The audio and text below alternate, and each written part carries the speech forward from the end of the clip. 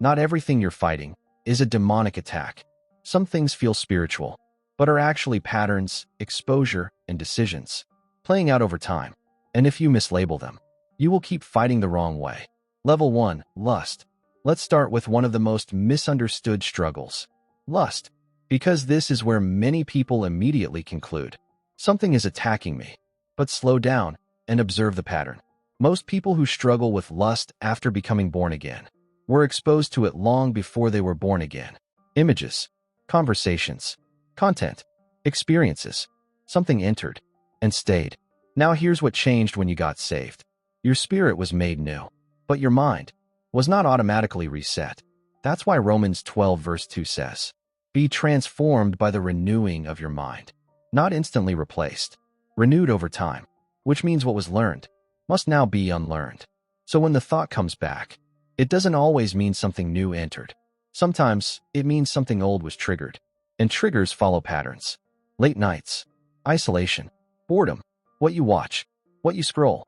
That's why Proverbs 4 verse 23 says, "Guard your heart with all diligence, because whatever you allow in does not leave immediately." Now think about this. Someone who was never exposed to certain things before salvation does not struggle with them the same way. Why? Because there is no mental record to replay. So what feels like an attack is often a memory being reactivated. Not everything is spiritual warfare. Sometimes it is exposure that was never properly replaced. And that means the solution is not just prayer. It is renewal. Level 2, poverty/hardship. Now this one confuses a lot of people. You become serious with God. You start serving more, attending more, giving more, showing up consistently.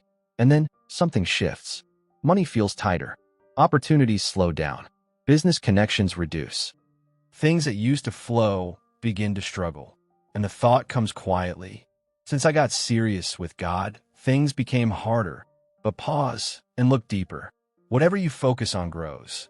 And many believers at that point shift all their focus to spiritual service and completely neglect the financial side of their life.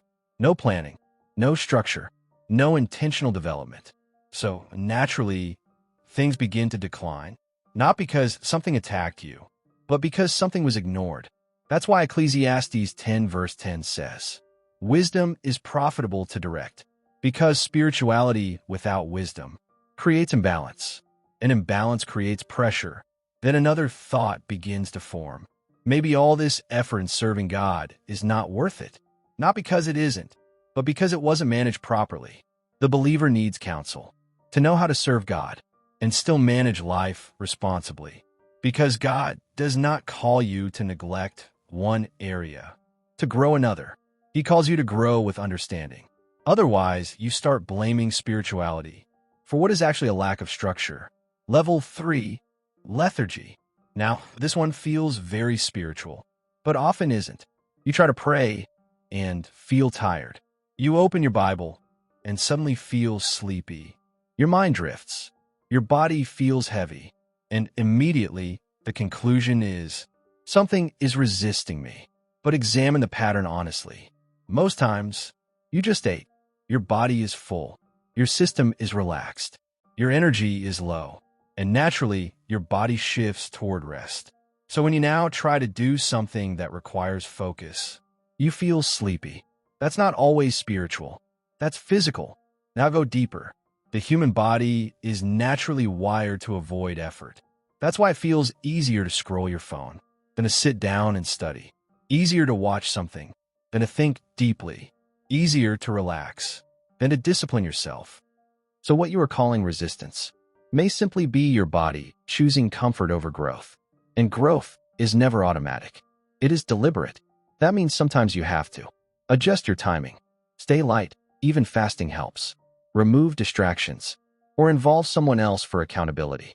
Because when two people pray together, you overcome what you couldn't alone. Spiritual growth is not magic. It is process. And process requires effort. Not everything you feel is an attack. Some things are resistance to discipline. So here is the truth. Not everything is a demonic attack.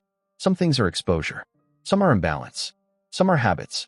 Some are simply lack of discipline. And if you keep calling everything spiritual, you will never fix what is practical. Because sometimes the breakthrough is not casting something out. It is correcting what has been left unattended. And that requires honesty.